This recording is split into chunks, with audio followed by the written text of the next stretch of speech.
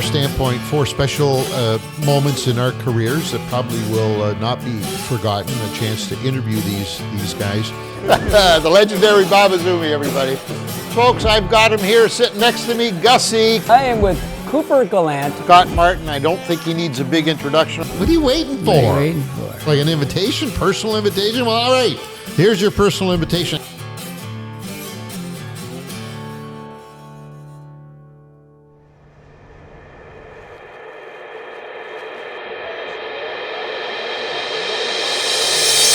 This episode of Outdoor Journal Radio is brought to you in part by the Invasive Species Centre, protecting Canada's land and water from invasive species. Freedom Cruise Canada, rent the boat, own the memories.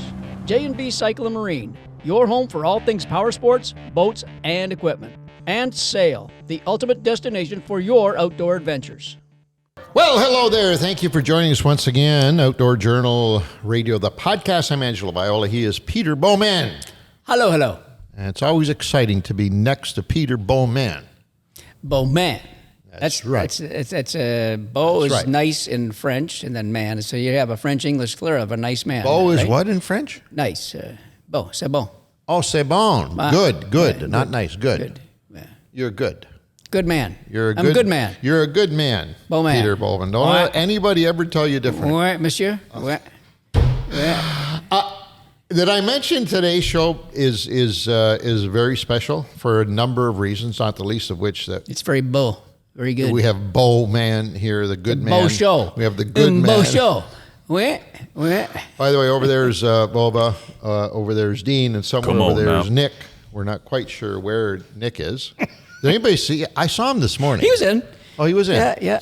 Oh, all right. He was diligently working away until And you then all came of a in. sudden- As soon as you came in, he was, wow. Maybe it's me then. Maybe I'm the problem. Dude, that's weird because usually when the boss comes in, everybody goes to work. Like the rest of us are just sitting around doing nothing, and then when you get in, we and go then to you work. do more nothing when I get here. No, we in just other words, pretend. In other words, I don't affect you at all. All right. But I like Nick's way of runs. approach. Nick just gets the hell out of here. If he doesn't see me, he won't know give that me I'm not shit. working. He won't give me and shit. He can't give me shit. But you guys, you don't care. We you take just do shit. more of the same. We'll just take shit. We don't All right. care. All right. Yeah, I say quite the system we got here. I like Post it. Productions. Yeah. Before we get on to, by the way, I want to welcome a brand new sponsor to the show. Give me a hell yeah. Hell yeah. And I believe also a network sponsor. I could be wrong with that, Come on but now. it doesn't matter whether I'm right or wrong. It's a big deal. Really? It's a big deal. J&B Cycle and Marine. Woohoo! Give me a hell yeah. By the way, they're the large. I did not know this, but I didn't either. Now I do know. Yes. They're the largest Princecraft and Mercury dealer in Ontario, in this part of the world. That's significant. pretty awesome. That is very That's significant. pretty awesome. Also, Freedom Cruise Canada. This is an exciting product, and we're going to talk about that a little later on in the show. In fact, towards the end of the show, we are, once again, maybe Dean can correct me on this, but do we not have a big contest announcement? A huge contest, the biggest of the year. Biggest of the biggest year. of the Biggest year. of the year. Nice. And it's all because of J&B Cycle, That's Mercury right. Marine, Freedom Cruise, like all of these wonderful people that have joined the team, and they're going to put on a hell of a contest, I'm telling you. Yeah, Now, you this want to be is- involved in this one. This is one that you know how we always joke about saying, geez, too bad, can we win it? You know, all that. This one, I wouldn't be kidding. I would love to get involved in winning it, but I won't. And at I the will end, we're refrain. going to have a bonus code for some entries. Oh, in this episode. In this episode, if you listen along, I'm not going to tell you when, but it'll be in there. Perfect. So we're going to slide that in somewhere to those skippers that have to listen a little bit, right? Yep. Thank you. Skippers. Skippers. I like that. Like to skip along. They're not riding I have a a boat. stiff neck this morning. What is going on there? You're looking a little Frankenstein. It is Drafty. Halloween today. I don't know if we can put that on this podcast, but it is Halloween that we're I must have got a draft or something. Yeah, It was a Frankenstein. cold draft. cold draft. I had the I could window. use one of those right I had now. to whip Cold it draft. open. Thank you. Okay. I'll take a bottle. I don't care. A bottle of beer, it doesn't matter. We can have one in it. So, before we get on with the meat of the show, which is by an the interesting way, show, very is different it ever? for us. This is totally different. I just want to remind folks about fishingcanada.com, the gateway, the portal, in case you have forgotten, to your next fishing adventure. Yes, and sir. it doesn't have to be real. It could be virtual, because at fishingcanada.com, you can do all those things. There's how-tos, there's great stories, there's a little bit of everything, including the news, of course, and contest page, of course, and by the way, I'd be remiss if I didn't mention new and improved functionality on the site. Yeah. And the speed. Working a lot better now, isn't it? Oh my God, the speed is I mean, frightening. you know, when we're complaining about our own website, you know there's a problem. It Yeah. was so slow, right? So we got her fixed up pretty good now. She's fixed up real fine. Yes, sir. You go check it out. Yes, sir. Fishingcanada.com, it's called. And then go to shop.fishingcanada.com as well if they want to purchase some these nice little outfits that we have on. So, you know. in keeping with that, I do want to mention, I'm not sure when this actually airs, but there are some new products that are being unveiled for the first time. Wow. I don't know whether they're there yet, but I can tell you they are in keeping with this theme, the new Fishing Canada look hoodie with the species. You'll see that right now we have largemouth bass, walleye, and muskie. Coming up, well, they're already not coming up. They might be there as we speak, is speckled trout, rainbow trout, and oh my God, they're beautiful, and Chinook salmon. Come Are on now. they like these aren't really full color? Would that brook trout, speckled trout, would it be in full color, do you think, or is it going to be kind of Yeah, same they're going to idea be as this? more. Well, you say these aren't full color. What do you mean? Well, they don't. I mean, they look pretty much the same. They look all green to me, but maybe that's the monitor. You know what I Well, mean? it could be the monitor, Green but walleye. Has some the problems. artistry involved in this is. I'm asking because, you know, if you get a full colored brookie on there, damn almighty, that's going to be one just by wicked nature, ass a hoodie. brookie is more colorful than a walleye or Right. than a bass. So I would imagine that the brookie and the rainbow And would the be rainbow.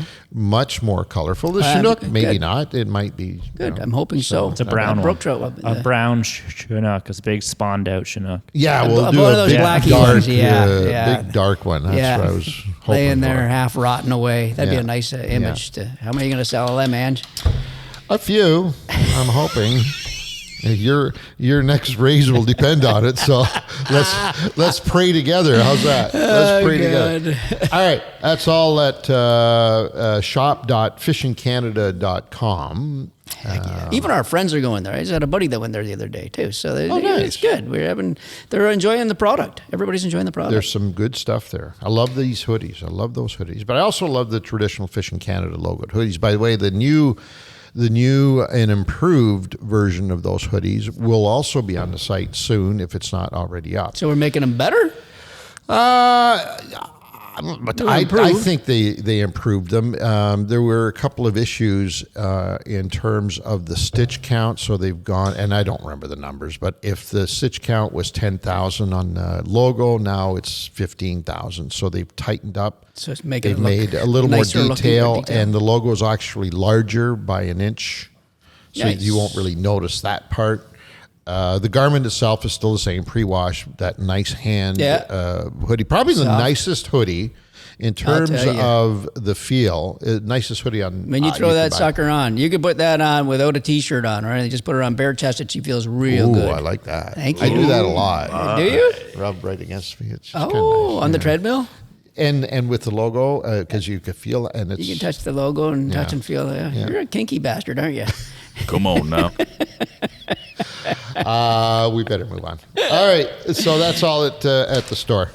Now, about this episode that we're about to unveil, so it all took place a few weeks ago when we had the pleasure and the honor of being in New Brunswick, covering the Pan American black bass competition that was there. It's a wonderful event, and we were covering it as the Fishing Canada show. We actually shot it a couple of episodes that will be airing in the 2025 broadcast. Come on now. Yeah, it's going to be interesting. It's going to be a cool show. And Shows. aside from having some wonderful teams there, because there was teams from all over the Western Hemisphere, well, in the case of China too, yeah. They were not from this hemisphere, but they were there for other reasons. Regardless, it doesn't matter. They were there. There was teams from everywhere. And we did interviews and stuff, but some of the members of the teams were pretty special people to us because we've known them for years. And it was kind of nice that they were representing their countries, including ours.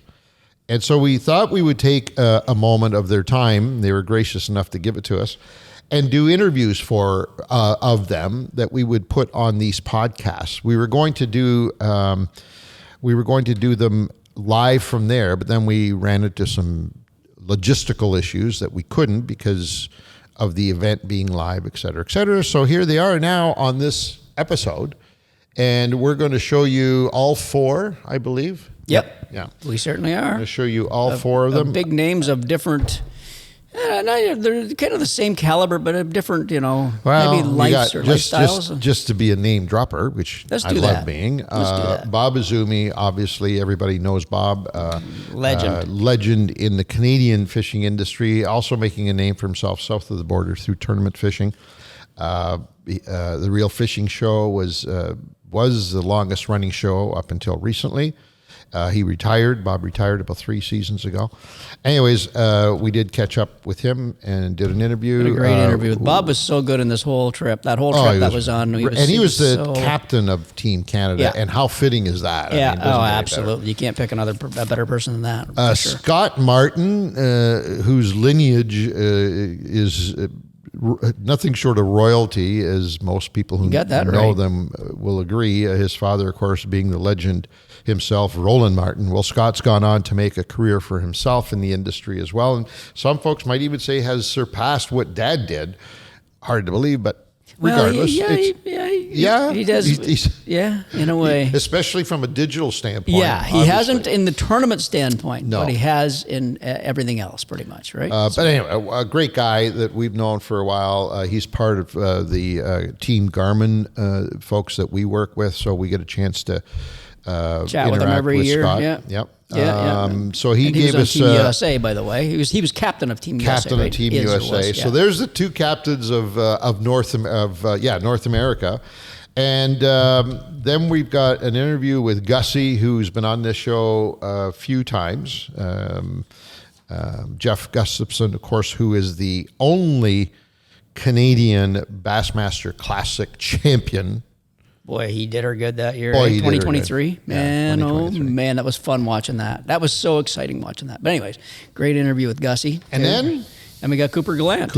Who was his partner in this event. Yeah. Which is kind of ironic, but how fitting was that? So exactly. 4 great interviews. We're going to start off with the bit of time that we spent with Canada's own Bob Izumi. I'm with legendary Canadian fishing icon Bob Izumi, who, by the way, told me he retired a couple of years ago, and here he is, captain of Team Canada. What the hell are you doing? There's no retiring. I retired from my TV show. And all right. But I'm still working my rear end off. I've got maybe 11, 12 companies I've got contracts with that I'm doing prize contests, appearances, sales meetings, consulting, different You're things. busier now than you were before, in other words. Yeah, because I got no staff. There's 2 eyes in Izumi, me and myself, and I'm a one-man show now. But, what a great event here they've got going in New Brunswick with this whole Team Canada thing and the Worlds and the Pan Am, and it's so exciting. This reminds me of the old days when we started doing this whole tournament thing here in Canada. It's almost like come full circle, but now it's international in a big way. And this could be, out of all the World Championships and the Pan Americans that Team Canada's been to, the best. Because we've got a ton of countries. Fancy hotel here, the Delta Hotel in Fredericton. There's all kinds of boats from Nova Scotia, New Brunswick, and all over the Maritimes that are helping out to take some of the international teams like Mexico and Puerto Rico that don't have boats out. It's a lot of I think there's 50 some odd teams here. I know. The logistics is mind-blowing when I first heard about this. Now, how many have you been involved in? I fished, the first one was in Florida, then the Pan American in Okeechobee, then we did the World Championships in Lake Murray, I guess three. Yeah. And Canada won one of these things in Mexico? Two. We won the last Canadian Pan Am in Cornwall that I had organized, and we won by 0.01 of a pound. Oh, that's like it was like 100 and some odd pounds and whatever. It was a huge weight, and 0.01. Like that's just a mouthful of water for a fish. It is, and, wow. And there was one happy team there, and there was one unhappy no team kidding. there. But Team USA have won enough over the years. They've won lots of Pan Americans and World Championships, so they've since made up for it. So fishing in other countries in this event, and the reason I'm asking this question, because the audience might be thinking, well, it's an unfair advantage. I mean, first of all, we've got legendary Canadian angler fishing in Canadian waters. Like, what chance do the other teams have? But you have fished in their nations, in their countries. Tell us about that. Is there an advantage? I wish there was, but you've got a couple of things happening. Of course, I live in Ontario. We're in New Brunswick. Exactly. But I did fish a tournament here back in the 80s when I had, full head of hair and I was young and we didn't have GPS mapping and none of that stuff. So it was a long time ago. But I did a couple shows out here in the TV years and stuff back in the 80s, 90s, but not really hardcore fishing, just get the show done and then I'd be on the road again. I'd say that I would say that this is about as close to fair for everybody as you because the fishing's fairly good here. I mean, it's not fairly good; it's really good. Fantastic. There's a lot of fish. You guys have shot shows here. It's fantastic. It's easy to get a show shot here because there's so many numbers, right? Yeah. Yeah. You want numbers, you fish this way. You want size, you maybe try a different technique, but it doesn't matter. You can get numbers and size on probably. We've got about 8 different patterns or techniques going with our team right now. And so when I grab some rods today, I start grabbing. I need like 15 rods to take minimum because I'm going to use all of them. So there's a lot of things to do and it makes it fair.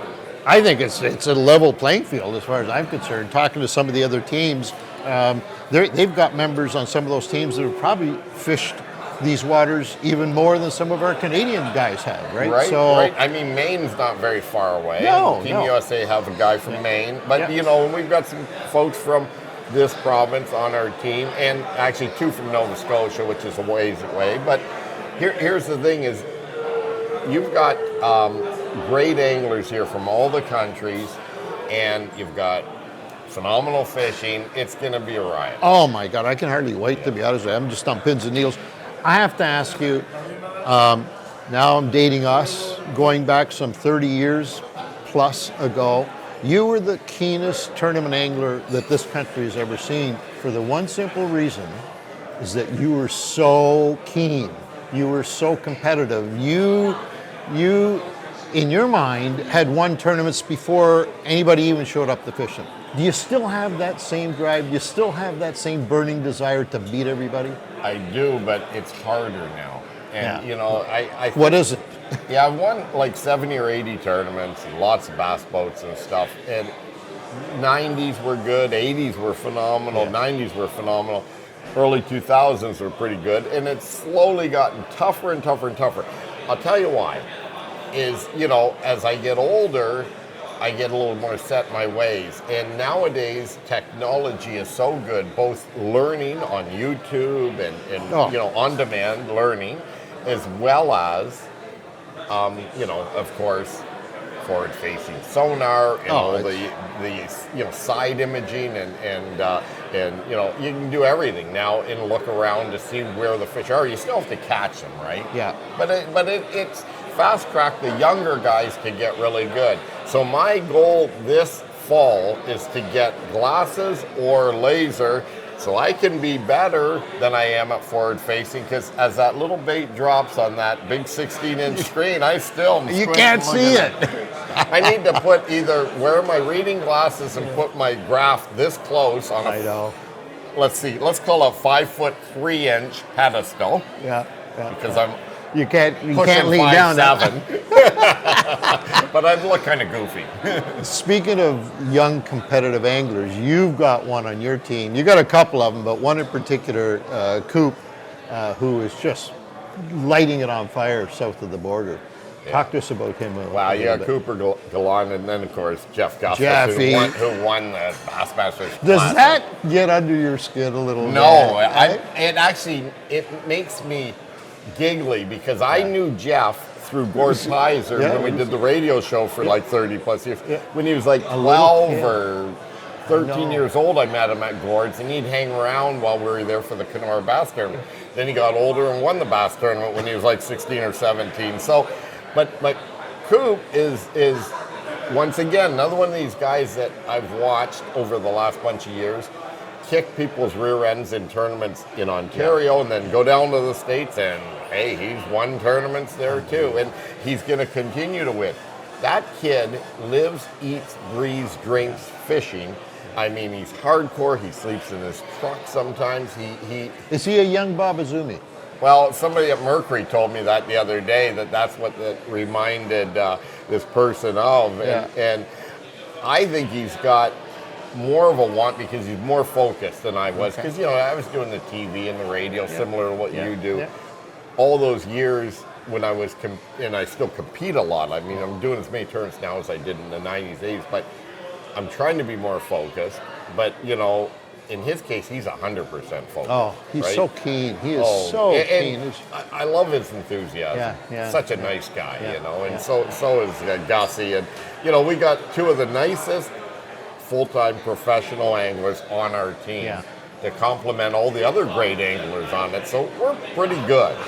For some of the young folks that are watching this right now who maybe aspire to be professional anglers down the road, tell them what they need to do to be sitting in that chair. Well, I wish I would have taken marketing in school first. Or gone to school. Well, grade 7 was the best 4 years of my life, and then I said, I'm going fishing. No, I'm joking, folks. But yeah, marketing, I would say, Angelo. And then, of course, have a backup plan if it doesn't work, because media is evolving, as you know now. There's so much. There's TV networks that have specialty networks that do fishing, and then you've got YouTube channels and that. So there's a lot of different ways you can do it. And it's changed a lot since you and I got into it. Oh boy, has it ever. But For the what? good. You got to look at it as like Cooper and Gussy. Look, they're making a living doing tournaments. I envy them. Oh, because for that's sure. always what I wanted to do. But no, I took the media route instead because I was tired of sleeping in the back of my car in the early years of tournaments. And that's what it takes, right? A lot of sacrifices that It people does. might It not does. realize. So, it does. anyways, my friend, I am tickled pink to be involved in this thing. An absolute pleasure. And now that you've given me the inside scoop, I'm going to run out and put $10 on you guys. So don't let me down. Hey, better make it Canadian, not American. All right. The legendary Bob Izumi, everybody. Alrighty, welcome back to our. That was a little good book. interview. That was good. Well, anytime you get somebody like Bob on it, Right, you got honestly, you got two legends sitting there, and that have been very much competitive, yet kind of buddies and all that at the same time throughout the years and all that stuff. We've had our ups and downs. Yeah. And both in the media world, they both did tournaments back in the day. We competed. Bob, I mean, I'm trying to think back when we first met. It was in the late 70s. I'm going to say 78, 79. Wow. And no we've kidding. been competitors in one way, shape, or form ever since. Yeah. Now, while we were competitors, we also became friends, and during those friendships, we got very close to partnering up on a business. Right. So we were like extremely close at one point. But you're right; it's always been competitive, and yet I look at him today, and I still see in my eyes, he is still the legendary Bob Izumi. Oh, You know, without a nothing doubt. has changed. Without a doubt. Even though for 40 years we've been battling it out side by side, there's something about him that will never change. He is still the Bob man. is Bob, yeah. Right? He's still the man. You guys, weren't you guys, both Ange and Reno and Bob and Wayne, you were a big part of, excuse me, getting the Canadian tournament scene together. Oh, right? yeah. You guys did Pro the Pro Bass. Bass and all Pro that. Bass. You guys put all that together. So there's a lot of history in there. There are so many stories from those days when the four of us would get together and have a few beers and conjure up these ideas of, you know, we had grandeurs of turning the Canadian. Keep in mind, back when I'm talking about, yes, BASS was still the biggest thing going, but it wasn't like it is today. It wasn't as big as it is today. Right, for sure. We always aspired to not only catch up to them, but to dwarf them. The whole notion, the four of us were going to, along with a couple of other guys too, by the way. Yep. We're going to put bass fishing not on the Canadian map, but on the North American map. And that's when we started Pro Bass. Yep. Yeah. And we started it And it because lasted. we really believed that it was going to make it. And it was big back at that time, Well, man. It was big. Just to give folks an You know what I idea mean? of how big is big, I think for 2 seasons running, and I don't remember which years they were, but let's just hypothetically, it was the early 80s, so probably 81, 82, or maybe 83. We cut the fields off at 150 teams, so that's 300 anglers. 150 boats, that is. 150 right boats, there. and we had a waiting list of over 100 boats That's that would right. actually show up at the event in hopes that something would happen to one of the 150 competitors, and they would make it in. You've on never the cut. seen anything like when you watch the blast, and there was a blast off at the It time. was a So blast 150 boats, and there was no two different flights. It was all one shot. 150 boats taking off and going every direction on that lake. It was pretty insane. But and yeah, the weigh-ins. I mean, you see the weigh-ins back then. It was like 150 boats waiting. It took forever to do it, but it was good. You guys did a lot for the industry. That's for sure. And then we got tired of running them. We got tired of doing the work because all we wanted to do was just fish them. I mean, that was at the end of the day, that was really what we did it for. And so in order to do that, we had to hand over the reins to somebody who took it from a not-for-profit to a legitimate corporation. Yeah. Mark Mandick was his name. Mark Mandick, yeah. And he ran with it. Yeah, he ran with it, and then did it turn into the CFT after that, or something like that? Canadian Fishing has Tour, and it two or sort of three morphed into iterations it. Yeah. of it, and then finally, I think it just died. Something Bob said in that interview that I know you'll agree with, and I agree with, is that he got set in his ways against the young guys. And that's such a strong point that anybody listening, you will eventually probably get set in your ways as an angler and all that. And what he's saying is keep an open mind like these young guys are doing right now and girls are doing right now. They're just, watching YouTube. They're trying techniques and all that stuff. You get set in your ways, you're starting to put a stop on things, you know what I mean, on your progression. And so true. I'm set in my ways on a lot of stuff. I try to get out of it. We're guilty of it every day we go every out. time out, yeah. Right? Yeah. We're guilty of it because, and there's nothing wrong with that No, other than it works, it but- stunts your growth. Yeah. In our case, and in Bob's case, he made a career out of it. So Yeah. did we. So it's hard to break away from things It really is. That work. have worked for you. Yeah. But the problem with that is that it stunts growth. Yep. Today's anglers, Cooper Gallant is a classic example, and Gussy, Jeff Gustafson, is that you have to continue evolving.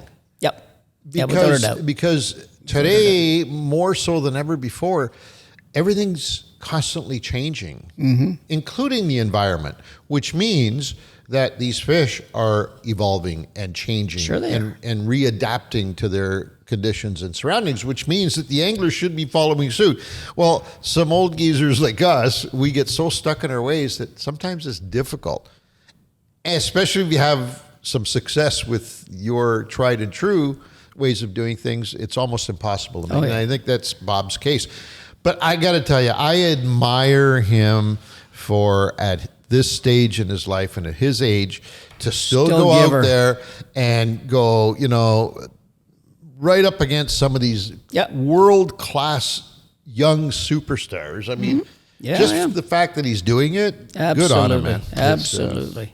Anyways, that was one. We've got the rest of them coming up. First, some housekeeping items that I neglected to include in the first part of the show. Angelo.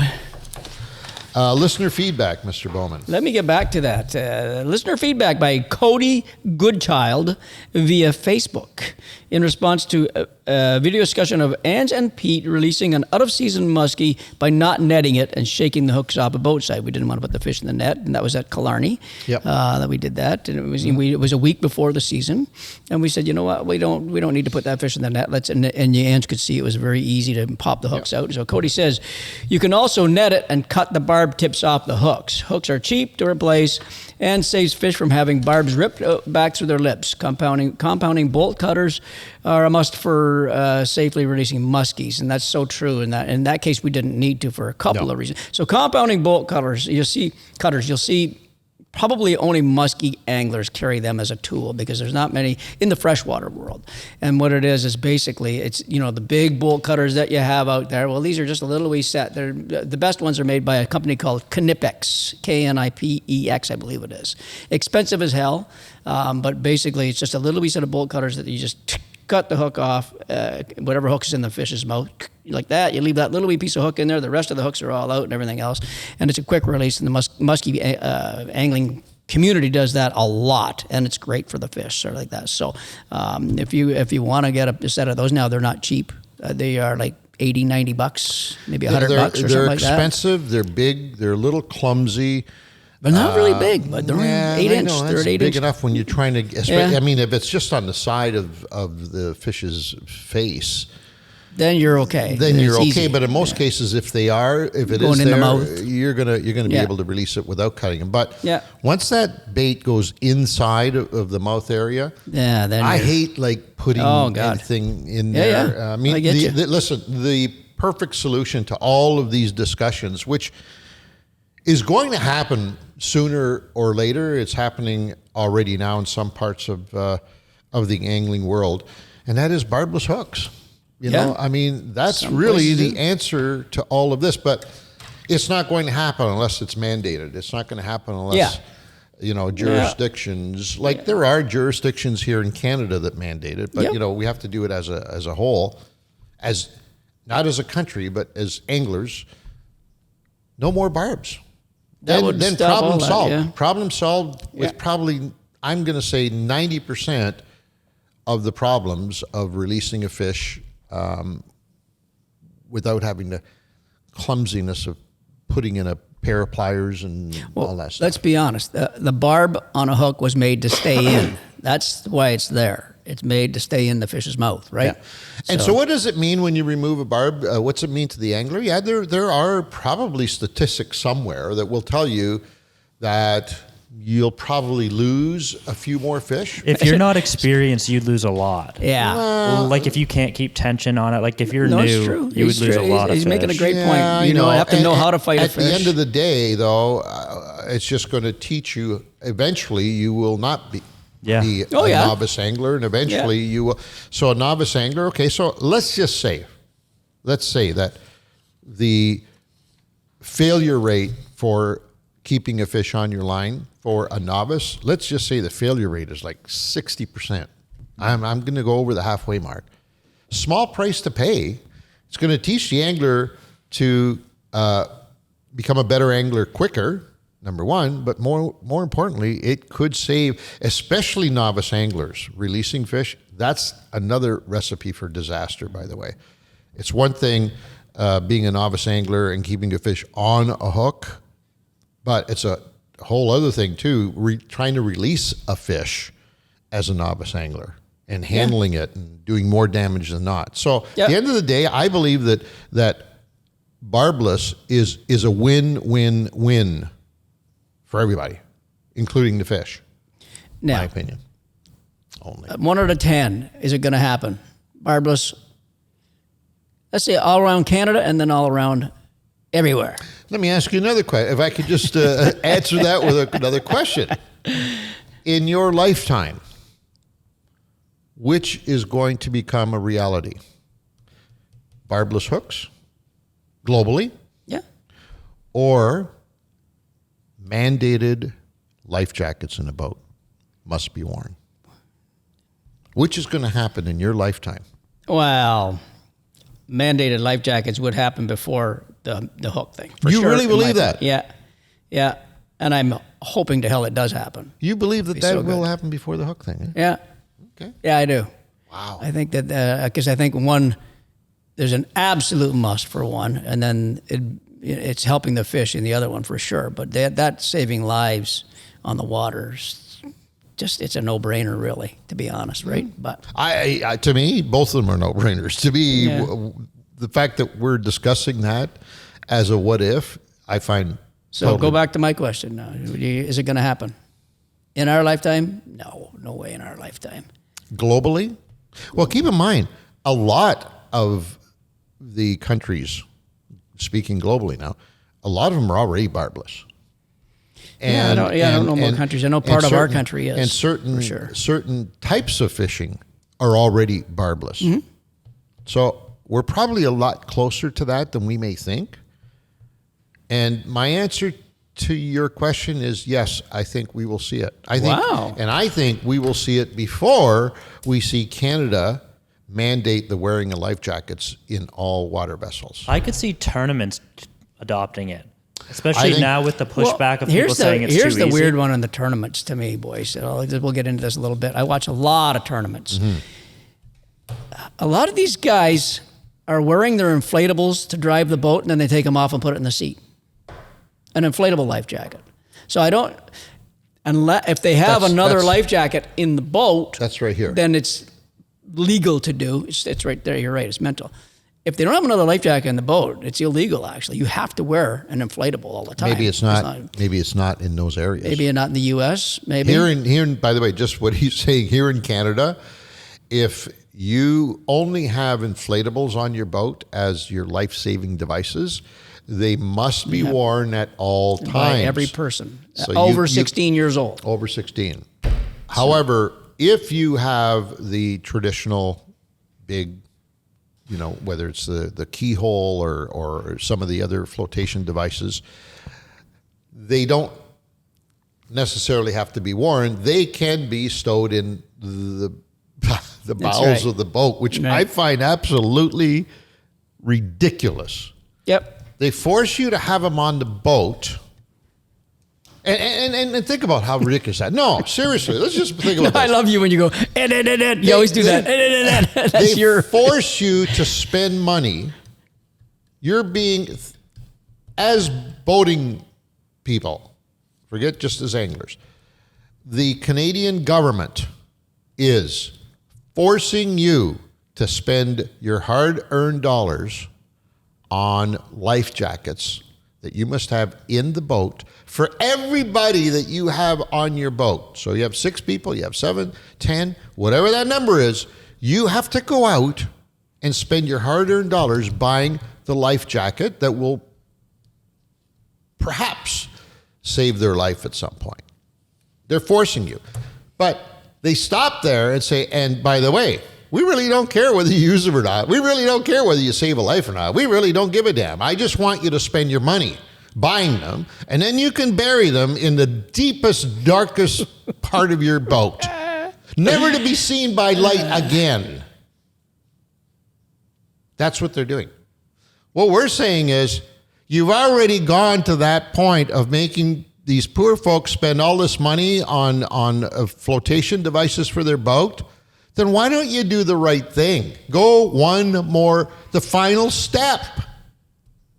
Make it mandatory. Get them out of the bowels of that boat. Put them on people to save lives.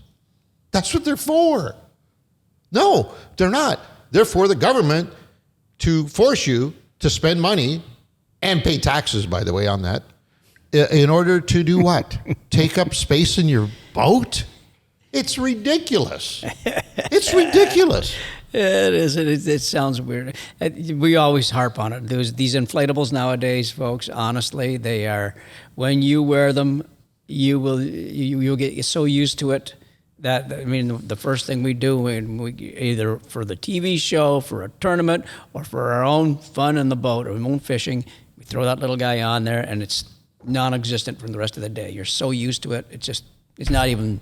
To me, it's part of the fishing. It's like the rain jacket, right? It's like you throw that rain jacket on for a reason. So it's easy to get used to. Let's just say that. So we'd love to see everybody wearing at least wearing inflatables. That's for sure. And they also make sure that they come out and check you when you're out on the water. That's the other beauty too. So now you just spend all this money, hundreds of dollars for these life jackets, which they force you to do. But then they pay somebody, 3 or 4 guys in a big boat with a big outboard motor that's sucking down all kinds of gas. They go around all day long checking on you to make sure that you have life jackets buried in the bottom of your bow of your boat. I can guarantee you, though. I can guarantee you that those OPP officers that are doing that want you to be wearing it. They wear it. They're all wearing it every time. You will not see an OPP boat without the officers wearing their life jackets, and they want you to wear them. They can't make you wear them, right? That's because there's no law against. So they're just saying make sure you have them there. But I guarantee you, if you said, okay, yes, they should or should, no, they shouldn't, they'd all say yes, they should be wearing them. Right? That's and why think they about that, and think how easy it would be for them to do their job if everybody had to wear them. Oh, God. They don't need to stop you. I've been pulled over. They see your life jackets. They go, okay, guys, if they see you wearing your inflatable, they're not even going to check you for other stuff because they think, okay, that guy's wearing his life jacket. He's got his safety gear. He's good. I'm going to go to the next boat over there that doesn't wear them. So for sure, I've seen it. It's happened to me many times. So, and all we're doing with that is conserving lives. Boy, did we ever get off path, eh? Look at that. Just take off. Speaking of conservation, we're rogue. we are rogue. Speaking of conservation. Grass carp, do they wear life jackets? Well, you know what? We should put life jackets on them that maybe are with some lead weights in filled them. And no, but they can breathe in water. But they got to move to breathe, right? There is a fish that is threatening your favorite species of fish. We've told you this countless times in the past. It's called a grass carp, one of the 4 species of Asian carp that have the ability to change fishing as we know it forever. It's the end of the world as we know it. They can eat 40% of their body weight, and these guys grow up to 80 pounds. So that means they can chow down a lot of vital nutrients and vegetation in the water. So these are nutrients and vegetation that all of our fish need to live. Let's be honest. If you rip out the weeds, you kill the fish. Pretty much done, right? Pretty much a done deal. I don't know of any species of fish that can totally survive. The zooplankton, everything else that it needs the weeds. Well, not even fish.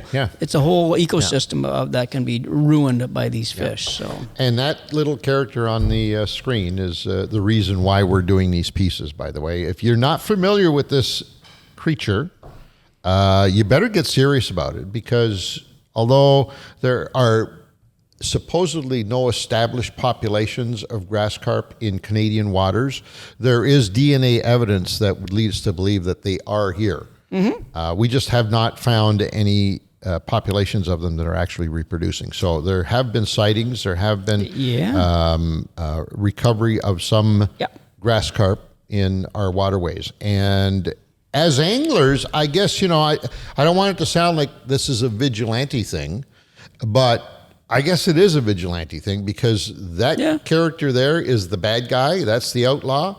And we need to make sure, as citizens, we need to make sure that we know our stuff when it comes to these things. The worst thing you could do is not know and not be able to identify one of these things, so that when you do encounter it in the wild, you can take some action. Yes, so the Invasive Species Centre, along with us, are calling on all anglers to learn how to identify and report this species while out in the water to help protect Great Lakes. Head to asiancarp.ca to learn more and learn how to identify them. Put that little picture in your phone, put a couple pictures in your phone from the site, and then you can be armed, and hopefully you can be dangerous to that species. Armed and dangerous to that species, Angelo. What would you do? What would you do if you saw one? Let's say you're shallow water fishing for largemouth or whatever, And you actually, because you know what they look like now, you've spent enough time on this site, and you saw one. What would you do? I would do everything I could to get that fish in my boat. You would? Yeah, I would. So you'd stop fishing. Oh my God, are you and kidding you would me? spend the rest of the day. I told you that story about that koi fish. I spent days trying to get that koi fish, thinking, what should I do? What shouldn't I do? Called the MNR. They brought nets up. They did though. I put a lot of time on a great bass fishing spot. And I said, no, let's try and get this, figure out what's going on. So yeah, I would totally. I don't know how I'd get them in the boat. Maybe I don't want to discuss that right now. But I'd get him in the boat if I could. Somehow or other, I would get him in the boat. The views and opinions discussed by this host are not necessarily the views and opinions. No, they are actually. They really are, probably, by everybody. So yeah, I'd make sure. I'd try to make sure I got him in. And then I'd notify both AsianCarp.ca and definitely call the MNRF on it too and make Let sure them that know. everybody knows. How about taking some images, some stills of it in the water? If it's clear water and you know it's a grass carp, Yeah, how about why not? taking some pictures so Absolutely. that when you report it to the MNRF, At they least can you actually gotta- see it, right? And they could geotag your picture. They'd know exactly where that was with the GPS, et cetera. Yeah. Is that geotag? Is that right, Dean? Sure, why not? Geotagging? I think that's right. Yeah. Meta tagging? Metadata? Anyways, they can figure it out. I like that. Thank you. Sail is also one of our advertisers, by the way. In case Hell you're yeah. wondering, we talked about the new sponsors at the top of this program, but we need to talk about Sail, the outdoor store. If there is not one in your neighborhood, which is quite possible, all you have to do is go to sail.ca. It's home to all things hunting and fishing and just outdoors in general. You don't even have to be a hunter or an angler to enjoy the experience at a Sail store or even the sailonline.ca. I went in there the other day, and I can't go there without going upstairs. Oh, well, you have to. You have to go You have upstairs. to. So now I'm looking over there, and all of a sudden I see the hardcore. By the way, upstairs, he's saying upstairs because they have a whole upstairs floor that's Hunting nothing and but fishing. hunting and fishing. Yeah, And right. there was a row of the Izumi product, the hardcore baits, Yes. which are getting harder and harder to find right now. They're 40% off right now. No. Yes, sir. Minnow bait, like jerk baits, 110 millimeter. I shouldn't be saying this. I should be going and buying them all, but 110 millimeter, 40 odd jerk It baits. could be the best bait on the market right now. It's a very good. It's a good buy. Do they everybody. have all the right colors, They or had is it- good colors. Let me just say, especially for smallmouth bass. So Wow. yeah. Head on over to your Sail store, or better yet, go to sail.ca right now and check and see if they've got those Izumi baits he's talking about on the site, because They have Yozuris and hardcores, both both 40 of them. off. Yes, well, sir. because if you go to the site, you could get up to 60% off on some items if you order Yeah. them Oh, yeah. online. Yeah, so yeah. maybe you can combine the 40 and the 60. That's 100. They're giving Is that away the way stuff it for works? free. Come Sorry, on, sir. Edge. That's sail.ca, folks. Sail.ca. Lots of fun going in there. What about you? You missed a little something there. Did you do that on purpose? Yeah, Or- I did. Okay. Because we're front loading, back loading, Yep. and We'll do that after. We can do that. Sure, let's do that after. Right now, Okay. I want to get to interview number 2 because it's exciting. Jeff Gustafson, Canada's only first, and you know what? There will never be another one. Another first. Because he was the very first Canadian True enough. True that. to actually win the Holy Grail, the Super Bowl, the Stanley Cup of bass fishing on the planet. Yes, indeed. The Bassmaster Classic.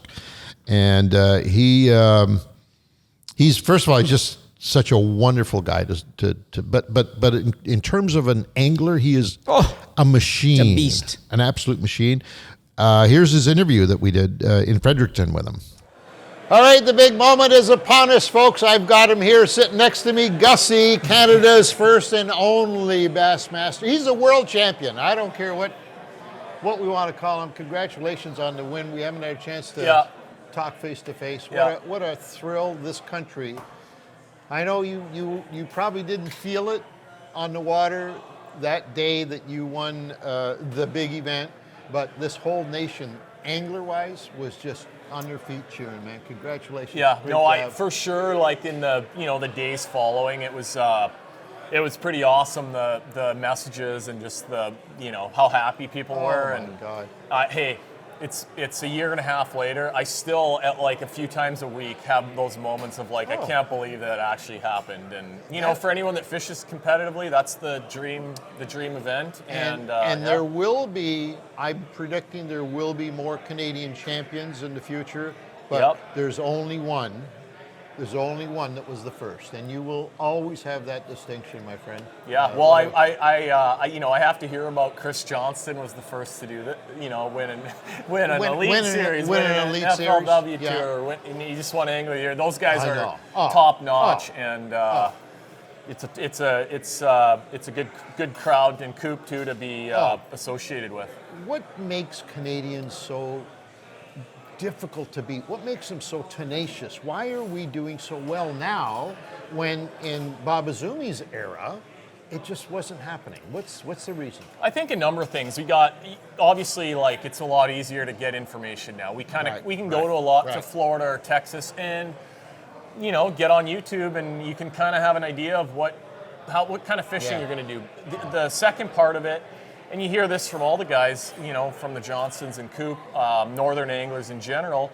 We you know, because the southern, it's mostly reservoirs, shad based, a little different than what we have in Canada. Totally different. But totally different. The good thing up here is we have a lot of different types of lakes. So we're, you know, from rivers, lakes, dirty water, clear water, smallmouths, largemouths. We kind of get to do a little bit of everything. So, you know, if we have to go to Florida and flip and fish grass, we have that up here. And I think that I've always maintained that Canadian anglers, when they go good Canadian anglers that go south of the border to compete in these high-level tournaments, I think they have a better bag of tricks because it's so varied and difficult, I think, here in Canada than the one-dimensional, say, Florida angler or the Arkansas angler, or you know what I mean? They might be, you might not, you know, we might not beat them on the flipping tournament, but over the course of the season, maybe you're able to hang in there. But the other thing for me, I mean, you guys have been to Lake of the Woods, one of the best multi-species lakes in the world. So, like, I grew up fishing for everything,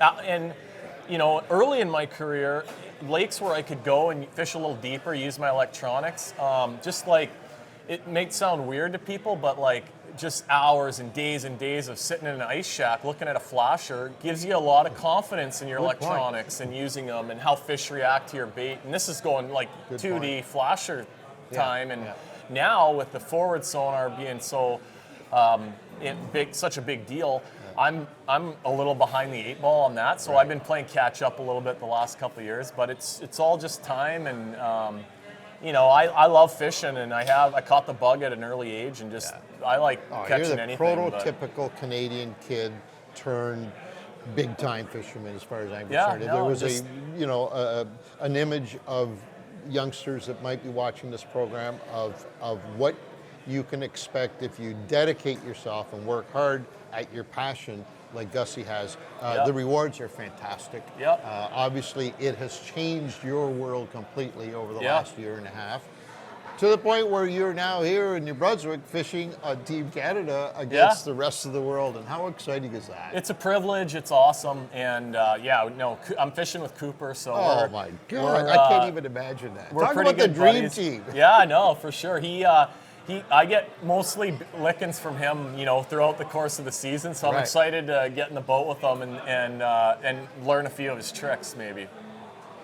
You and Coop, head to head against the Johnsons. What's the result? I think it maybe depend. I wouldn't want to. I wouldn't be chirping off to them if we were going on Lake Ontario. They're not watching. It's okay. Maybe maybe at a neutral site, but they're hard to beat. I mean, they have a good system, and they're some of the best in the world, and it's pretty cool. And for all the Canadians out there, I mean, it's doable, it's possible. I get a lot of questions and mostly from young guys. How do I do it? How do I make it? And I mean, and you guys deal with this too. Like the sponsorship, that stuff's all important. And everything, but like the number one thing I tell everyone is you got to fish a lot. Don't go, you know, and when you go out, don't go to the same lake you go to all the time or the same spots where you know you can catch fish. I mean, you just don't go on the nice weather days. You got to, you know, if you want to do it for a living, whether it's guiding or tournament fishing or media, I mean, you got to be able to catch fish, and the rest of it will kind of fall into place. Buddy, shine that crown up and wear it proudly and make sure that they all see it. All right. Best of luck to you, yeah, my friend. Thanks, guys. All right. Thank you. All righty. Back. The Gussy, the Gussmeister. He is. He's awesome. Something else. I remember the first Lake of the Woods shoot we did when Gussy was, he came and gave us a hand just on some, on areas and giving us an idea and all that. And even how laid back he was back then. So he'd go, I was shooting. I remember I was up the bat and I had walleye and crappie to do. And Gussy would say, okay, Pete, just go over there and fish this, that, and that, and that, and throw jigs or whatever. He'd give me good advice. Yeah.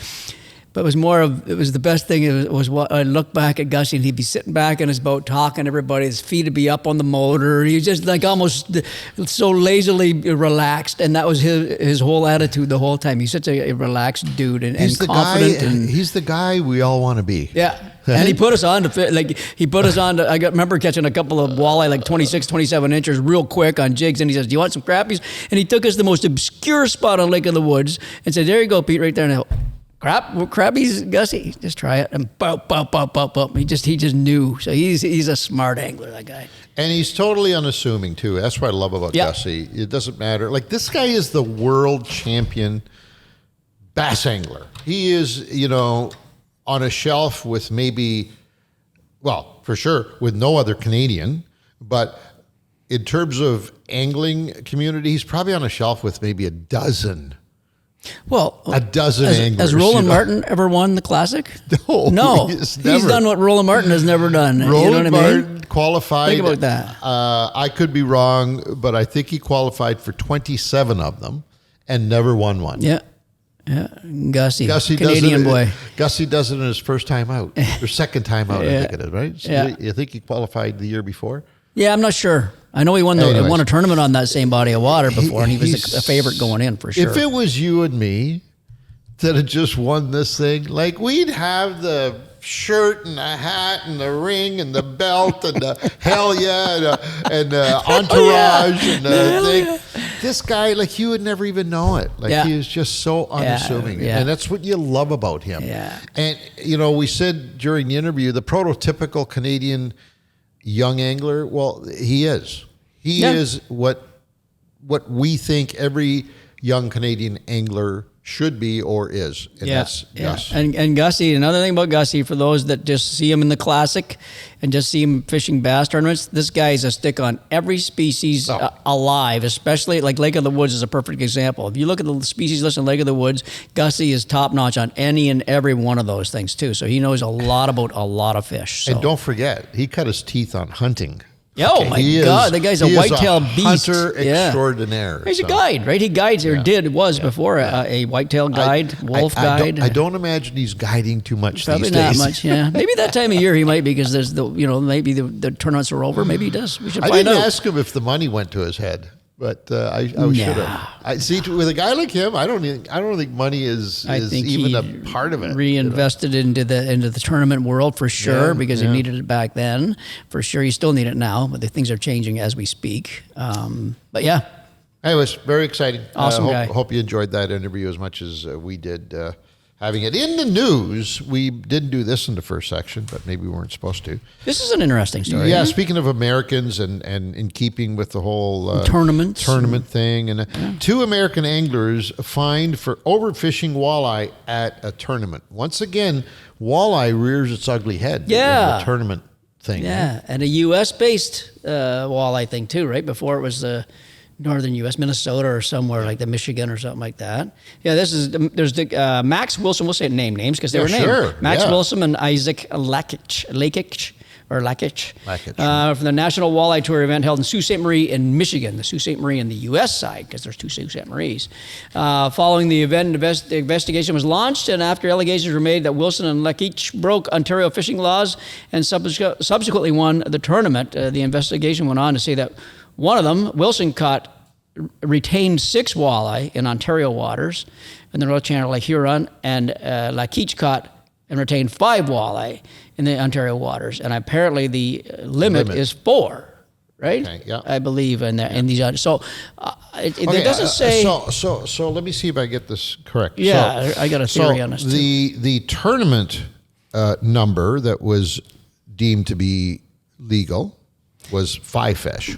It had to be based out of Michigan, Right. So that's U.S. U.S. So So the tournament rules in that part of the lake would US, have a number Let's of- say that number's 5 or 6. 5 or 6, exactly. These guys caught Went over to those Canadian 5 water. or 6 fish and brought them back to the U.S. That's what it weighed seems them like in to and me. won, but then it was discovered that those fish came from Canadian water where it is illegal 4 to fish. catch and keep 5 right. fish. Yeah. See, I know we've discussed this before. They must have had somebody else on their boat. I would think that maybe because a lot of these walleye tournaments are like a pro-am sort of thing. So maybe another guy witnessed this or something, or I don't know how that worked. I mean, how do you catch these guys? They came clean, right? They both pleaded guilty. I can't imagine it was intentional. That's what I was going to say. And that's Listen, I think anybody who breaks the law with game and wildlife and fish and all that stuff, I think we have to be harsh on them. But you also have to be realistic. Like, you have to look at the situation and assess it. Now, if this is what happened, that they were allowed to weigh in 5 fish on the U.S. side, and they went out about their business fishing this tournament, thinking 5 fish is what I have to bring back. Now, the fact that they caught those fish, which obviously was not off limits, obviously they could fish Ontario, Canadian waters. Yeah. The fact that they went there and caught their 5 fish bag, which are allowed to weigh in. See, unless they did it knowingly, and we will never know whether they did it knowingly. If they did it, But the question is, or the point is, they should have known. Going into Canadian waters, the laws are going to be different, or if you don't know the laws, you should be checking that out. how many no matter times where you have are. you and I fished the reverse of that scenario, where we're fishing a Canadian tournament, but we fished U.S. waters? Right. We've done that. Right. And there may be, and I'm not suggesting we have, but there may be situations where we fished in a pocket of water that was in this specific area that maybe had different laws than we well understand. Could have be. been a barbless, could have been limit differences, could have been size difference. Who knows? Yeah. We didn't do it intentionally. Right. We just didn't know that the law in that particular little Yeah, section I wonder if of we ever water. did look at that when in the early days of that. It's a good point, right? Because the good thing that was the saving grace or something like that is in a team tournament, we're allowed 5 fish in Ontario. You're probably not going to be over the limit over there either. If you have a license, you're probably, even if you're allowed 3 fish a person, you're still under your limit, right? I was going to say, I wonder then if maybe they did not have an Ontario license.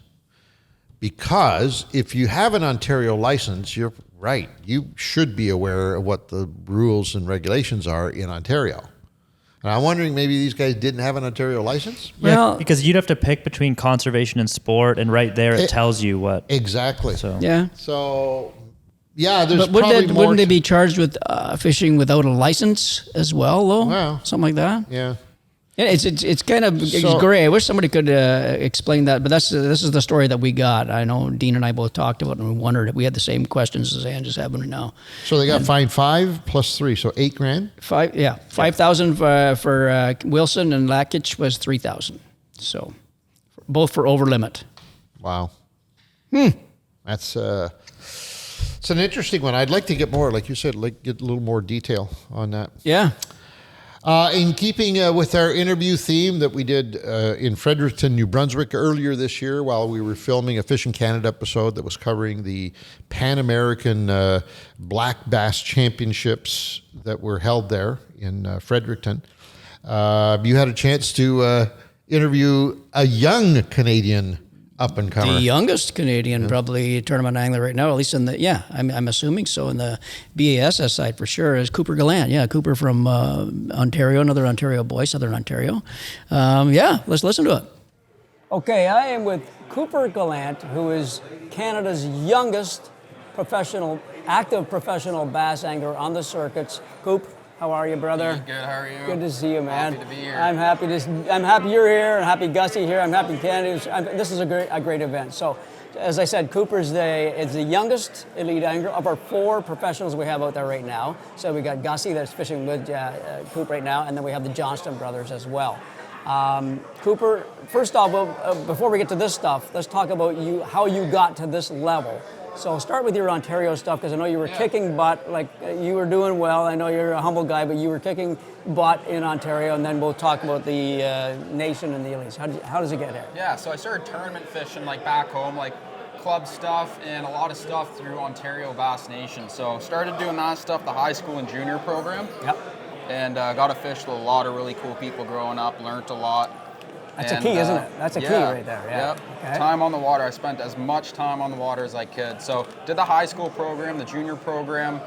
Was able to go down south to fish like the junior championship, the high school national championship, and that's where it all started. Yep. And that was through the Ontario Bass Nation, both the Port Perry Bassmasters and the Quinte Bassmasters. And then, I got obsessed with tournament fishing, fishing in general. I mean, I love fishing for everything, but... How did you make the Opens? How did you qualify to the Opens then? So for the Opens, anyone can fish the Opens. Okay. Anyone can go in and fish the Bassmaster Open. So I started fishing them in 2020, the first year I fished them. Had some mechanical issues that year. And yeah, I remember that. Was kind of out of it after the first event. Yeah. I needed to save some money, so went to 2021, missed it by 2 spots, and then fished it again in 2022, and that was the year I qualified. Right on. And you did well in qualifying. You won a tournament that, didn't you, that year? Yeah, on Cherokee in Tennessee. That's right. You blew everybody's mind with that one. That was one that anybody that wants to go back and look at Cooper's history on that tournament, everybody was wondering where all these fish were, and Cooper was literally watching them on his electronics. He basically luring them up, cracking them, and everybody's going, where's he getting all these fish? So that was a good job, buddy. That was awesome. Thanks, Pete. And then you got to the elites. So you've got 2 years in the elites, and he's finished 17th overall. And you might not think, wow, 17th that is fantastic for a young Canadian angler to go against world-class anglers, and especially from the U.S. Those guys are just hammers like that. So how has your elite seasons been so far? Yeah, they've been good. I mean, the whole tournament thing, it can be stressful, absolutely. Yeah. Oh, you know man. what I mean? Oh, especially God, when you first buddy. get into it, because once you qualify for the elites, doesn't mean you're in for good. Right. Like if you stop catching them, they'll boot you. Yeah. So there's a lot of pressure, and I'm thankful to have a couple good years. Finished 17th overall in points last year, and then finished 17th again this year. I asked him earlier, how many kilometers did you put on your truck last year driving to these tournaments? Yeah, so I had a brand new truck at the beginning of this season, and I've already got 55,000 on it. That's a lot of driving. We do a lot with the Fishing Canada show, nothing compared to that stuff. So, okay, let's move on to this tournament. When you got the call to be on the team, obviously it must have been a nice surprise for you. Yeah. When I got the call, I was all over it. Yeah. I've heard nothing but good things about the previous tournaments with this program, and when I got the call, I was fired up. I remember talking on the phone with Gussy, and we're like, yeah, let's do this. Did you guys get together for this, you and Gussy, or did they say, hey, can we get Gussy and Cooper together for this team? Did somebody create that team, or did you guys create this team? Yeah. Yeah? Yeah. Okay, perfect. So you've had one day on the water so far? Yep. On the St. John River. What did you think so far? It's cool, really cool place. It's chock full of big ones. Yeah. Or not big ones, sorry, chock full of fish. Big ones are hard to come by. Right, that seems to be the normal. Even Ange and I, we fished here before for many years now, and it's the same thing. To get a good TV show here, you got to work your ass off for days, just about to get that one, quality of fish. But that said, have you found anything that you can bank on, or think you can bank on, you and Gussy? Is there a little tactic, a little technique? I mean, this is going to air after the fact, so you can say anything you want here and now.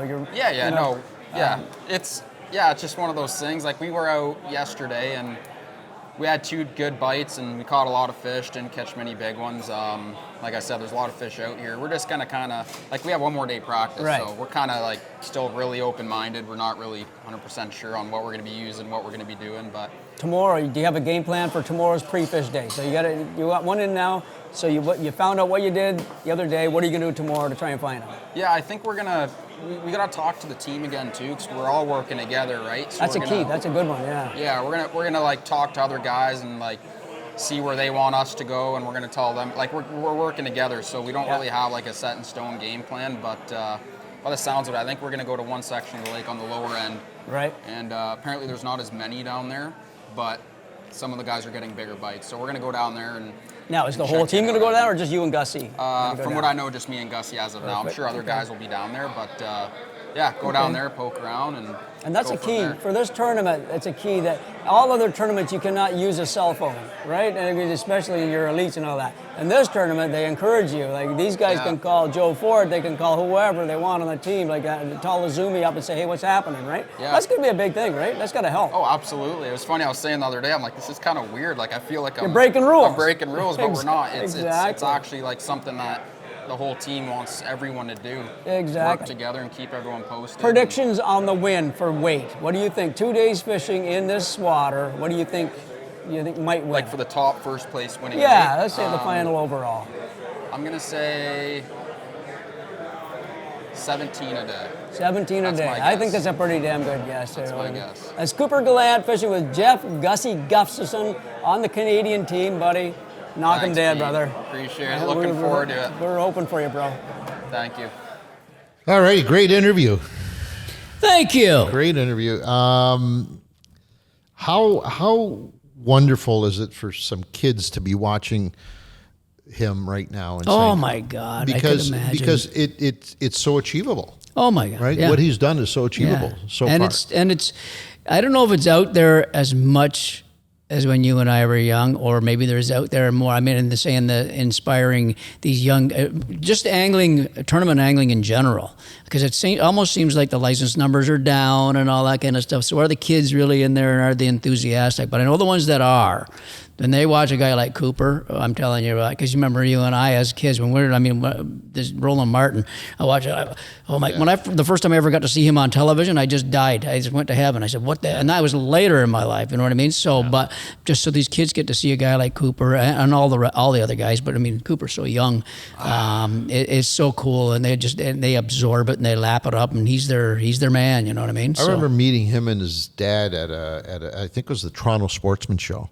When he was just, I think he was 13, 14 years old. Wow. And the reason I remember is because immediately after that year, you started hearing about him.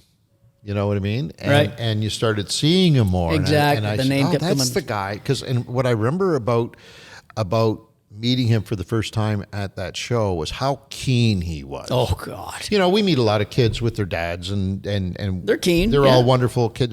You know, there's a certain level of excitement in their eyes, but with him, I remembered it. Like it was, it stuck with me. Yeah. And lo and behold, a couple of years after that, he reached out to us for something. I don't remember what it was. I think it was a tournament he was fishing, and if there was a sponsorship opportunity or something. And I remember once again saying, that's that kid I remember from.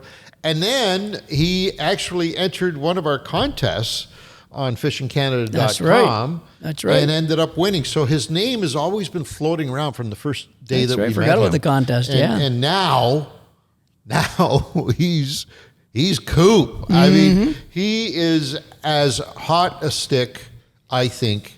And not just speaking about Canadians here. I'm talking. No, he's general. a good angler. He's about as hot a stick as you're ever going to find in the fishing And world. he's like Gussy in the sense of he's a multi-species angler. So Cooper, you can follow him on his YouTube site, and you'll see him fishing carp. You'll see him fishing steelhead. Yeah. You see a largemouth, smallmouth, walleye, muskie. And I remember maybe the only time I ever saw Cooper on the water. I was fishing the Whitby Harbor, and I had, the big boat out there, and then I see this guy in this tiny little red tinner. It was painted red with like house paint, whatever, and he calls that boat Little Red or something like that. But I looked closer, and the guy was I think it was one or two guys, but anyways, the guy fishing, I think he was filming, and he was throwing these great big pounder muskie baits and all that stuff. So I knew he was after pike, and I thought, that's got to be Cooper. So I went over, and I said, Coop, and he goes, who is that? I says, Pete. Oh my God. So we started laughing, and I see him, this 12-foot, a 12-foot tinner, painted red, and he's firing these great big giant pike baits out there to try and catch a pike in October. You know, it's so cool. I saw a video of him because they went, I think, along with his dad and a couple other guys, including Moose, by the way, who we had a chance to meet down east. I think Moose was the videographer, if I'm not mistaken. But anyways, regardless, they went on for a summer or two, actually depicting all of their travels.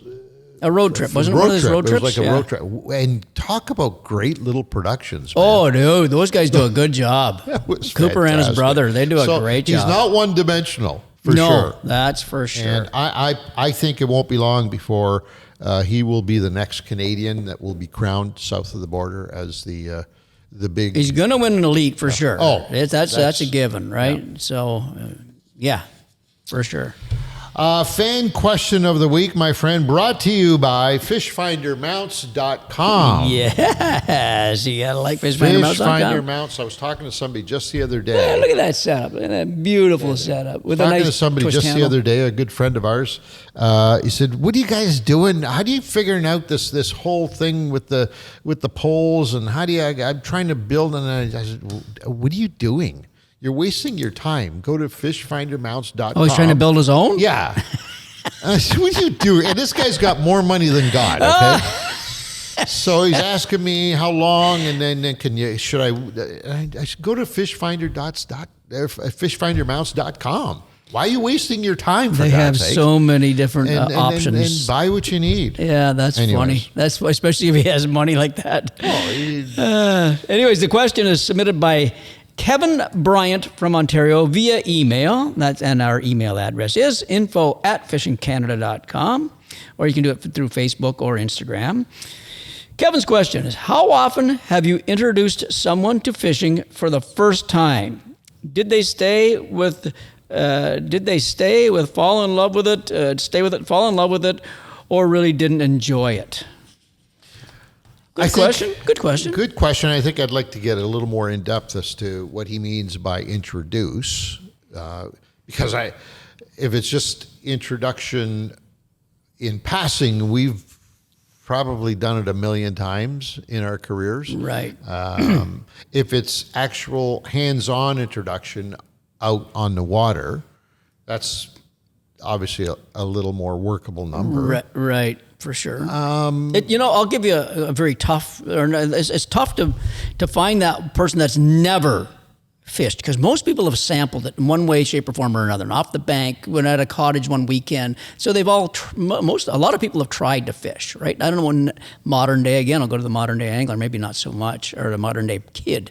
But back in my day, every kid tried fishing at least once or twice. They might not have liked it, but they tried it, you know what I mean? I do know somebody who I did introduce for the very first time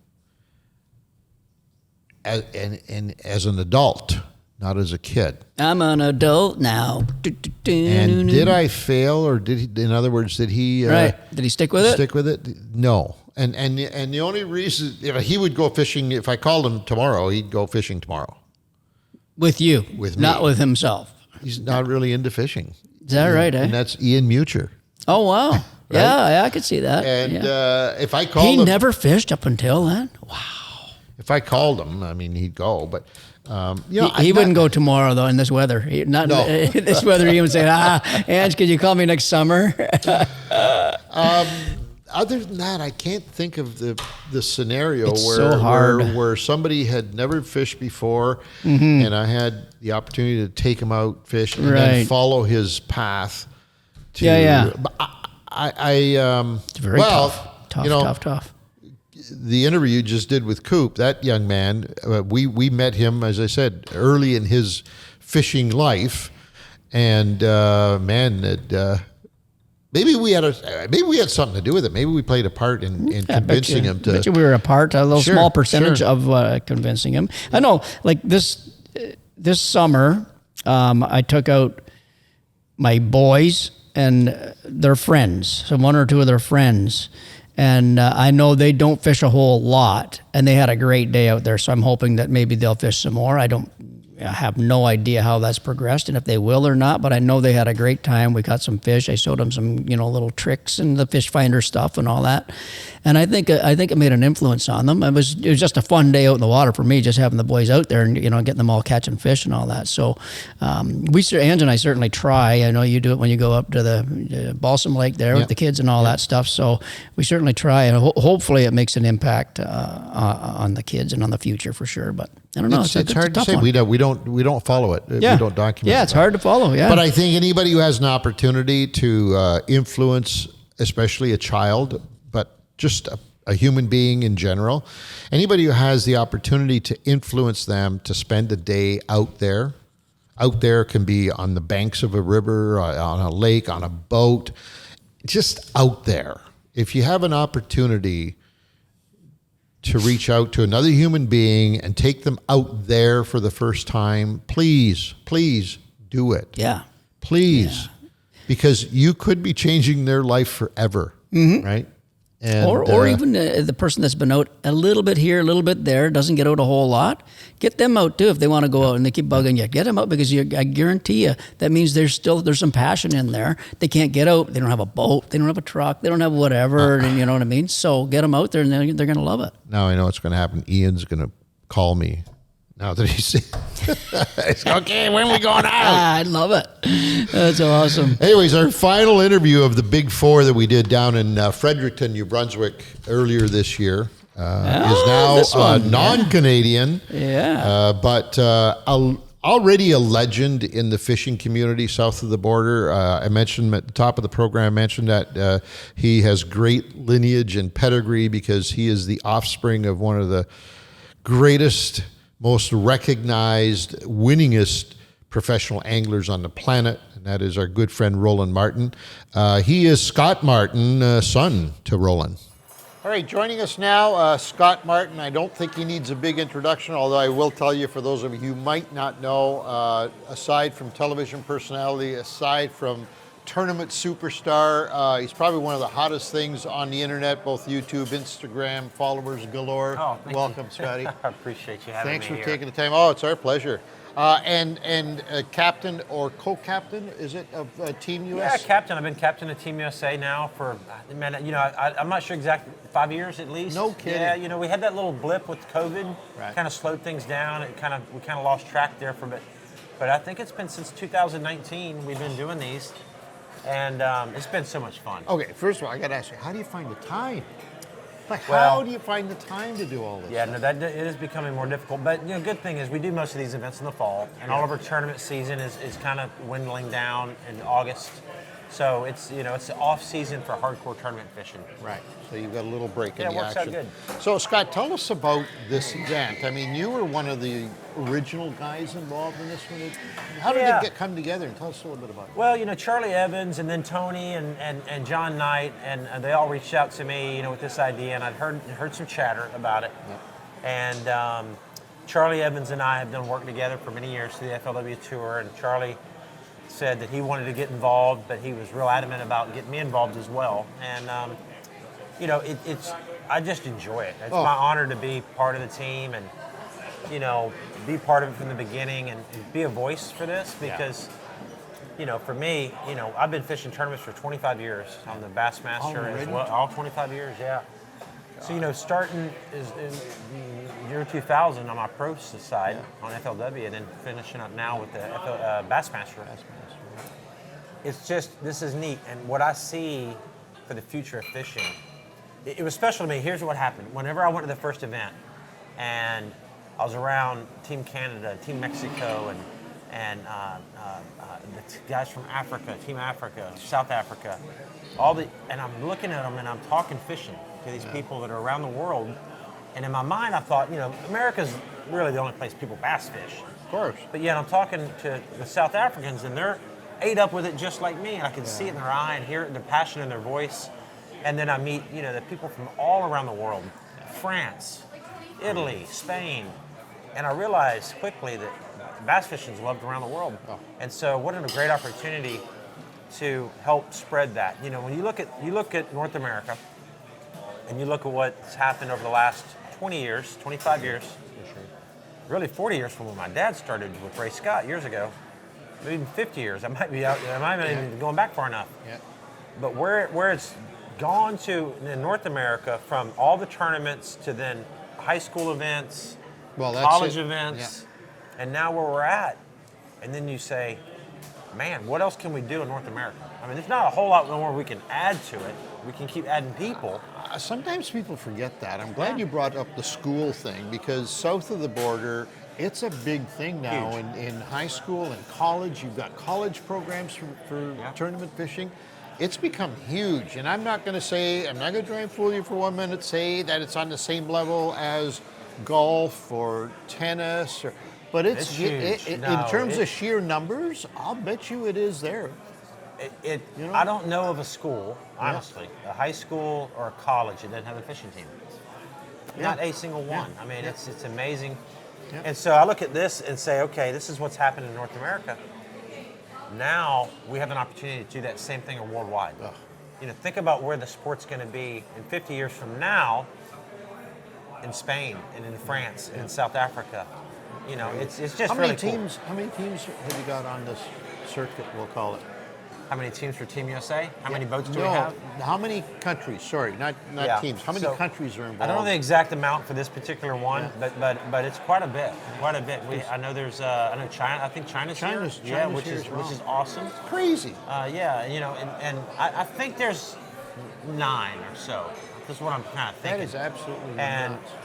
And it's just growing. You know, when we do the World Championship each year, there's 14, 15, 16, 17 countries involved. Now, I remember your dad years ago, I think it was sort of in the infancy stages of this whole international bass fishing thing, but I remember him telling me that he had just come back from Portugal. There was an event, a championship. They did. Gary Yamamoto and him would go over there quite a bit. That was kind of the early stages of that international stuff. It's great. And now since U.S. Angling was formed, and of course with the big events around the world, it's great. You know? So how does it work? So these teams have to qualify in their own country in order to participate in these events? So each country has their own set of parameters as far as who they're going to elect to be on the teams. Okay. And so each country does it a little bit different. They have a lot of these countries that have qualifying events throughout the year to then have slots for those anglers. You know, we do it a little different here in the States. We've just kind of picked our anglers and we mix it up a little bit. So, you know, this year I think half of our team are new people that have fished. And we bring them in on the Pan Ams, and then we'll then start trading out some of the people that you know, from the Pan Ams, and then move them over to the World. So, because we don't have as many teams on the World Championship, we have 3 teams. You're only allowed 3 teams on the World Championship. Okay. I see you brought in, aside from yourself, another ringer this year, Jacob. Yeah, Tell us a little bit about... Jacob's been a part of this for a couple of years now, and been part of the Pan Ams when we had the last tournament. The very first one we had in Canada. At Cornwall. Cornwall at St. Francis. Wheeler was part of that team as well, so he's been involved with us for quite a while. But it's awesome to have him here. You know, he obviously super busy himself, but he has a lot of legitimacy to what we're doing. And that's something I think we need to point out to the audience. This is not like a tournament event where these guys are fishing for big bucks and doing it for a living. There's no big bucks involved in this. Maybe I thought the gold medal was solid gold last year. I was thinking like maybe I got the weight of gold here, and I actually took it into the pawn shop there. I wasn't going to pawn it, but figured he'd get tested for me, and he said no, it's not real. So it's beautiful. It hangs in my trophy case, but it's not real gold. No. We make no money in this event, and that's okay. In fact, you spend money. Oh yeah, of course. We're all donating our time and donating our resources and of course our expenses for it as well. Yeah. You know, Team USA, and just like Team Canada, and a lot of the other teams have sponsors for each one of their teams, and that helps pay for some of the room and board and travel expenses. But so far, no big money to be involved, which is, in my mind, awesome. Really. I think that's the way it really needs makes to stay. it. The people that are here because they really, really enjoy it, and that's how I like it. You know. I think it'd make for great television, personally, because that's the business I'm in. I think a series following your group and you know, capturing all of the different events in different countries in a TV format series, I think it'd be exciting. It's something to maybe think about down the road. You know, we're doing a little of that on our YouTube channel with what we do on the Bassmaster Tour, and it's very popular. And we document each one of these events as well, and we put it on the YouTube channel, so it does show the whole process, and people have really enjoyed the videos. But you're right. I mean, what I see the future of this turning into, hopefully, is more events throughout the year. For sure. And the ability for us to we have 2 a year right now, roughly. It'd be nice to have 4. Oh, it'd be fantastic. And then you're doing something. Then you're really moving the needle. And then eventually maybe 6. I mean, imagine if we had a series where all year long you're traveling around the world fishing these events. How do you drum up that drive, that little oomph? Because you're a very competitive angler, probably the most competitive angler that I know. How do you drive up that need to win in an event that really, there's no monetary value to you? Do you still get up in the morning, like tomorrow morning, are you going to get up all pumped saying, I got this? Oh, yeah. When I was traveling here, I didn't know what to expect, of course, and so I'm traveling, and of course, 3 or 4 days ago, you're always thinking, man, I wish I had an extra day at home, I got all this stuff to do, and you start going, man, I wish I didn't have to go right now to the tournament because I have X, Y, Z to do. You get on the plane, you're kind of like going through the process, and then you step off. And when I got to the river yesterday and I saw the leaves and the water, and man, it was awesome. And then today, you get around all the other competitors and you see that same look in their eye. I'm here to win. I mean, yeah. And so it's. So make no mistake about it. He's still here to win. I have the same feeling today and tomorrow and the next day as I do at an elite tournament that I would fish. Wow. That's great to hear that, because some people might think, well, there's nothing in it for you. You're kind of here just as a PR or as an ambassador, but it's not the case. No, I know, it's not. And I tell you, here's the advantage. Here's the advantage to this, what we're all doing, and what I've noticed. So when I meet people around the world from different walks of life, and they don't know a lot about tournament fishing, and they'll ask me questions in regards to like, well, so what do you do? I fish the Bassmaster Elite Tour. And for the people that know a little bit about fishing, they don't quite know what that is. They're like, oh, is that like a big tournament or a big little tournament? What is that? And I might tell them, I won the Bassmaster Open on Lake Okeechobee. And they go, well, that's great, but what is that? And so it's a little hard to get people to comprehend what that means. Yeah. But here's the advantage to what we're doing here. When I say to the same group of people, and I've done it many times, I'll try to explain what I do. Then I say, but I fish on Team USA. And they go, oh, Team USA. And then I say, and we fish these international events. And we won gold medal in Portugal. And they go, this guy won gold medal. Hey, this guy won gold medal in Portugal. All of a sudden it clicks. Yeah. And all of a sudden they think fishing's cool. It's like there are gold medals and there's teams in other countries. And that is like the conversation that we have. They don't know about bass. They don't really care about Bassmaster. They don't know. Yeah. But everybody can relate to a gold medal. Everybody can relate to teams and countries competing in that format. And so it's a great introduction to people around the world and companies for that matter to get excited about what we're doing. Speaking of gold, I would be remiss if I didn't drag you into this conversation. How do you feel about our young Canadian boys coming south and whipping some butt the last few years? Oh my gosh, yeah, it's been good. They've done well. They've done well. It's been absolutely amazing. It seems every year we're sending new and younger competitors south of the border to fish against these guys, and they're doing good, man. They're doing great. And to be honest with you, Canada's doing great. Look at Japan. Oh yeah. Look, I mean, really, they've been there a little longer. Here's to my point. Yeah. When I come to these events and I see South Africa and China and Puerto Rico, it's an island in the Caribbean, the Dominican Republic. Fishing bass. Yeah, I see that same look at them. They're good anglers. Yeah, they can compete. Good. Like where bass fishing, the knowledge has grown into in the last 5 years. It's just there's no walls anymore. No. I don't care where you live or where you're from. No. I see how you're doing on the internet. Obviously, YouTube is going sensationally for you. Instagram is blown up. How's TV coming? Are you still doing the Our household universe obviously shrinks every year with TV, but our viewership numbers are holding strong, and we're able to deliver. So everything's been good. We're still shooting TV shows and everything. Do you aspire to be doing it 50 years later like Dad? I don't know if TV's going to be around that long. I really don't. I think it's a ever-changing platform. Yeah. And I'm just not sure. I mean, am I going to be producing some type of content that has to do with the outdoors 50 years from now? Probably. Good for you, man. Probably.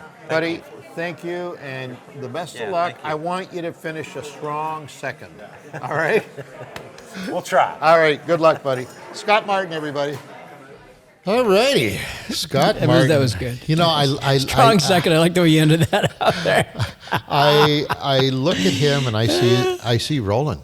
Right? Isn't that something? Yeah. The way he talks, the mannerism, the No, he's very confident. confidence. Very confident. Hey, he's got the parts too. The guy can fish, man. That guy. I mean, he does not just he walks the walk for sure. Right. We have on tape. I don't know whether it's airing, whether it has aired, whether it's going to air, but we've got one of the most extraordinary 15 minutes of video, I think, of tournament angling that we've ever seen.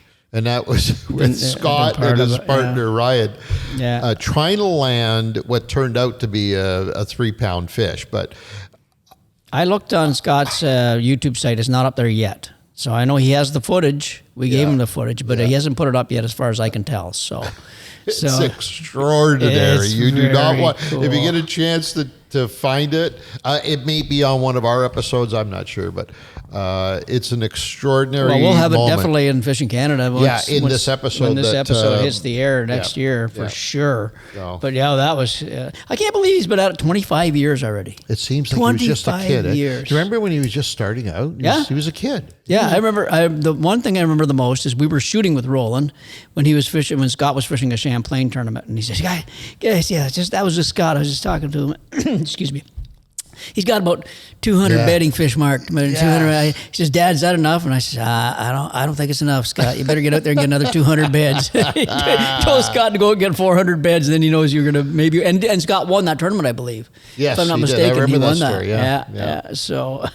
Anyways, he's, like I said before, great pedigree, great lineage. Oh, man.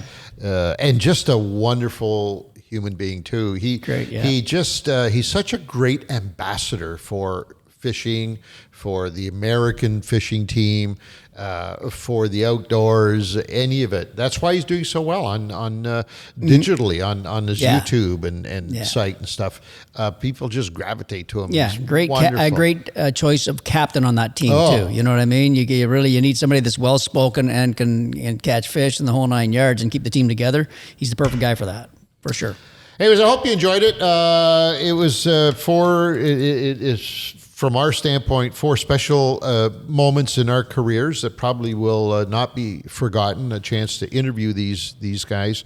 It's always a pleasure spending time with like-minded people, and even better, spending time with like-minded people who are driven to achieve levels that all 4 of these guys have and will be achieving in the future, for sure. Absolutely, son. That are it. Before we sign off, I know we mentioned at the beginning of the program that we have a new sponsor, a new sheriff in town. That sheriff is JB Cycle and Marine. And man, are we excited to have these people on board. They are running this incredible contest that will see us once again give away a Mercury 9.9. For those of you who have been with us for years, you know we gave away 9 Mercury 9.9s over a 9-month period a few years ago, and it was huge. So hats off to J&B Cycle for bringing that back. Thank you very much. 99 4-stroke, 99 4-stroke. That's a great prize. I mean, we're gonna get some entries in that one, buddy, for sure. Dean, do we know anything in terms of how this is going to work? Yeah, so we're changing up our contest format a little bit. We're changing things back. So right now, a lot of our contests, you can get like 100 entries towards certain things. We're trying to bring that back down to earth a little bit. Nice. Getting away from like the peso model back to dollars. Exactly. So well said, Dino. So we do have a bonus code that's sitting in front of you guys. If you can read that, that's going to be worth 10 entries. 10 entries is the most you can have here. Everything else is worth 1. All right, then let me read it the way it was written. We interrupt this program to bring you the much anticipated bonus code for the latest Fishing Canada giveaways. This week's code is Timmins, which is headquarters for J&B Cycle, by the way. That's Timmins, Timmins, all uppercase letters. Timmins is this week's special code. Just type that in the section where it says bonus code on the contest, and you'll receive not 100, but 10. Not 100 pesos, but 10 good entries. $10, 10 American dollars. I love it. Toward all of the current contests and giveaways. For those who aren't entered in this contest yet, what are you waiting for? What are you waiting for? Like an invitation, personal invitation? Well, all right. Here's your personal invitation. Head on over to fishingcanada.com. And while you're listening to the close of this episode, click contest, sign up, enter it, get the free giveaways by putting the code in there, and you are good to go. Come on now. Yes. Thank you very much for letting us spend some time with you today. Very different. I think we'll get some views on this. We'll listen on this because people are they're interested in the lifestyle of the tournament angler. You know what I mean? It's hopefully, a big deal. They'll enjoy it as much. Oh, by the way, before I sign, I did forget one thing. Yeah. We mentioned J&B Cycle and Marine, but they are at the top of the program. I said they're the largest Mercury Princecraft dealer in the country. They also have another product that we are going to be marketing and advertising quite a bit, and that is, and we've had them on the show before, and that is the boat lease company, Freedom Cruise Canada. Freedom Cruise Canada, and they actually will lease you a boat for the summer at your cottage. They'll drop it off, set it all up for you. Comes with gas, insurance, all that stuff, and then they'll come and pick it up at the end of the year. So awesome! Their slogan is "Rent the boat and own the memories." Wow, it's perfect. It's Doesn't perfect. get any better than that. On that note, that's a high. We better close. I want to thank everybody for joining us. The usual team: Bobo over there, Nick was over there, Dean Taylor on the board over there. My co-host Peter Bowman. I'm Angelo Viola. Thanks for joining us. We'll catch you next time.